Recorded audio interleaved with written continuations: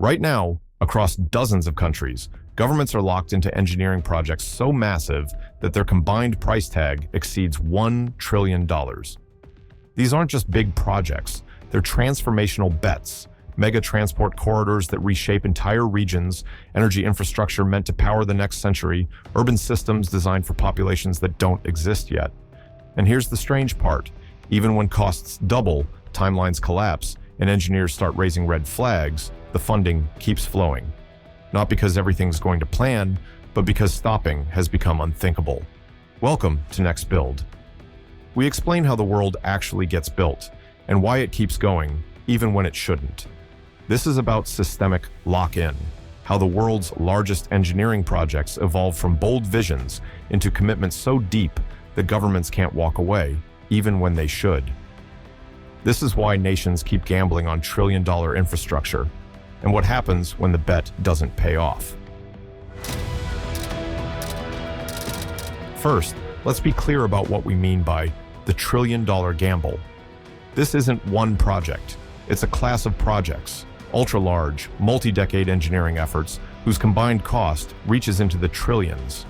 We're talking about mega transport corridors, high-speed rail networks spanning thousands of kilometers, deep-water ports and logistics hubs designed to redirect global trade, intercontinental bridges and tunnels that take 20 years to complete, energy transition infrastructure, offshore wind farms the size of small countries, grid modernization programs affecting hundreds of millions of people, hydrogen production facilities betting on technology that's still maturing, nation-scale urban engineering, entire new cities built from scratch in deserts or reclaimed land, flood control systems protecting coastal megacities from rising seas, water diversion projects moving rivers across mountain ranges, strategic infrastructure tied to geopolitical competition, space programs, semiconductor fabrication facilities, digital infrastructure positioned as national security assets. What unites them? Scale, duration, and irreversibility. These projects are so large that they reshape economies, so long that governments change multiple times during construction, and so structurally embedded that canceling them midway creates its own catastrophe. They promise transformational benefits, economic growth, energy independence, competitive advantage, but only if everything works as planned. And that's where the gamble begins. Here's the core question. If these projects are so risky, why don't governments just stop? The answer isn't simple optimism. It's structural. Once these projects reach a certain scale, stopping becomes more dangerous than continuing, even when the original plan is falling apart. Let's break down the forces at work. First, the sunk cost trap, but on a national scale. When a government has already spent tens of billions on a project, walking away means admitting that money is gone forever. No economic return, no jobs, no infrastructure. But if they keep funding it, even at inflated costs, there's still a chance of something operational at the end. Politicians can still claim victory, even if it's a compromised one. This isn't irrational, it's path-dependent. The decision that made sense 5 years ago locks in the decision you make today. Second, political lock-in.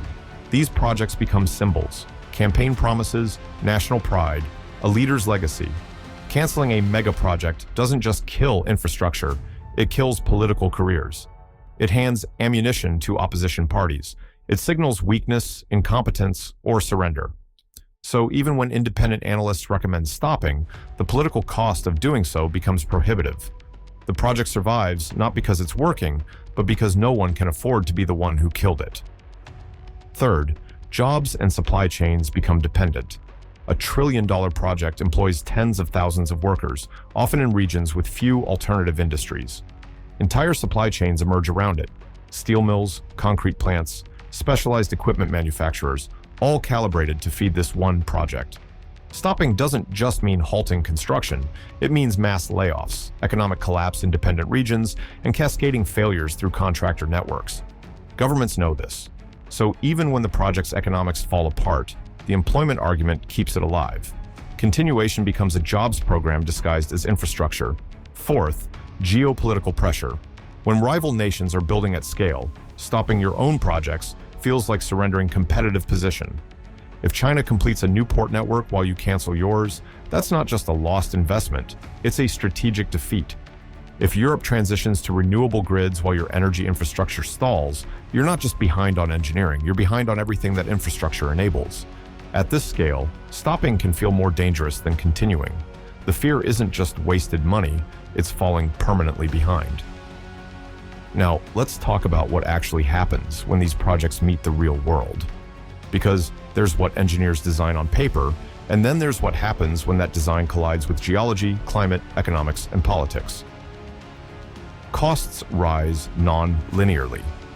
A 5% design change doesn't mean 5% more cost.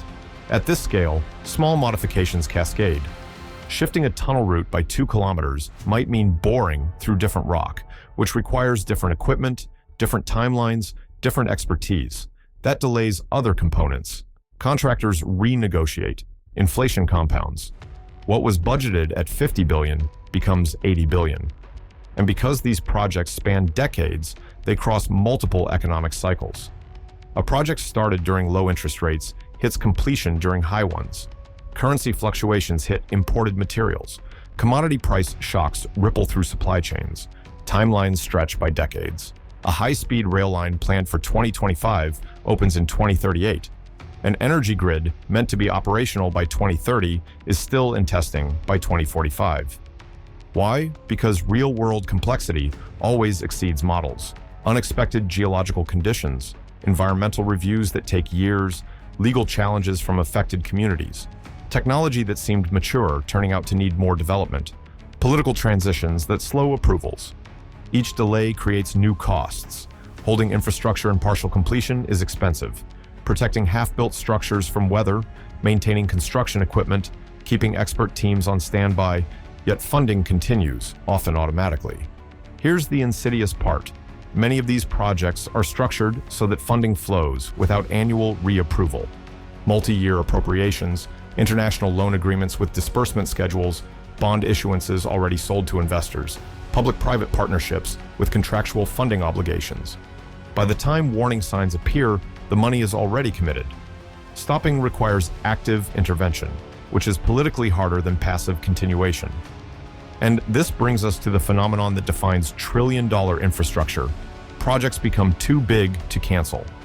It's the same logic that applied to financial institutions in 2008, but now applied to physical infrastructure. They become structurally essential before they're even complete. Contracts are signed assuming the project will finish. Regional economies reorient around future connectivity. Energy markets price in capacity that doesn't exist yet. International trade routes get planned around ports still under construction. If the project fails, all those dependencies collapse. Governments fear the systemic shock. Canceling a mega project midway doesn't just waste the money already spent. It triggers market disruption as bonds lose value and investors lose confidence. Unemployment spikes in construction and related industries. Regional economic crises in areas dependent on the project. Loss of international credibility, making future projects harder to finance. So governments keep funding, not because they believe in the original vision anymore, but defensively. They're not chasing success. They're avoiding catastrophe. International partners start depending on outcomes. Many of these projects involve multinational coordination, belt and road infrastructure, European energy integration, cross-border rail networks. When one country's project becomes critical to another's plans, stopping means diplomatic crisis, treaty violations, stranded investments by partner nations, geopolitical fallout that extends beyond infrastructure. At that point, funding becomes involuntary. The project survives because the alternative destabilizes alliances. The psychology shifts from investment to damage control. Early on, governments fund these projects because they believe in transformation.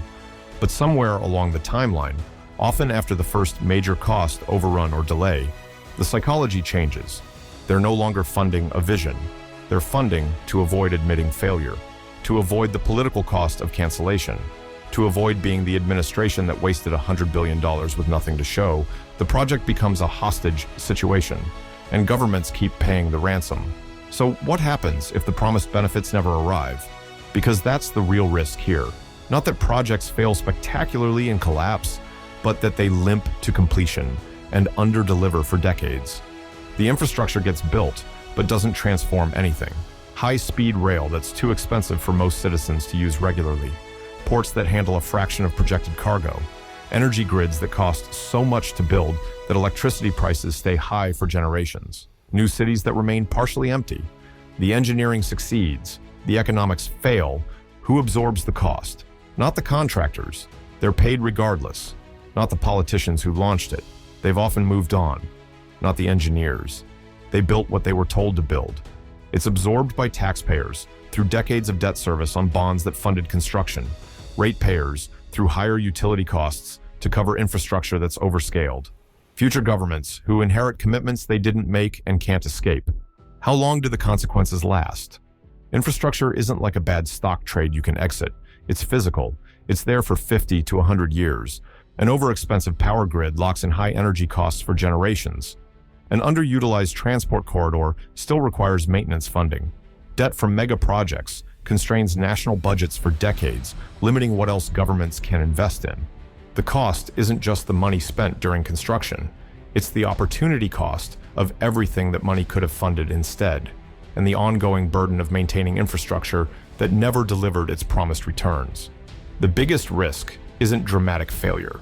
It's not bridges collapsing or projects being abandoned halfway. The biggest risk is irreversibility. Governments commit to paths they can't undo.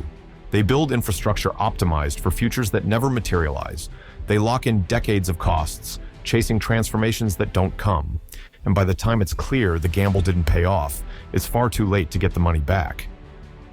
So why do governments keep funding trillion-dollar engineering gambles? Because at a certain scale, these projects stop being optional. They become structural commitments that nations can't escape without triggering crises of their own. The decision to continue isn't about optimism. It's about path dependency. It's about political survival. It's about avoiding the systemic shock of admitting that $100 billion bought nothing. These projects trap governments into irreversible paths, not through conspiracy or corruption, but through the simple mathematics of scale, time, and political reality. And the real danger isn't that these gambles fail spectacularly. It's that they succeed just enough to justify themselves while falling short of the transformation they promised, leaving societies paying the bill for generations. This is how the world gets built, not through grand visions that work as planned, but through commitments that become too big to escape. This is next build, and this is why infrastructure at this scale isn't just engineering, it's a trap.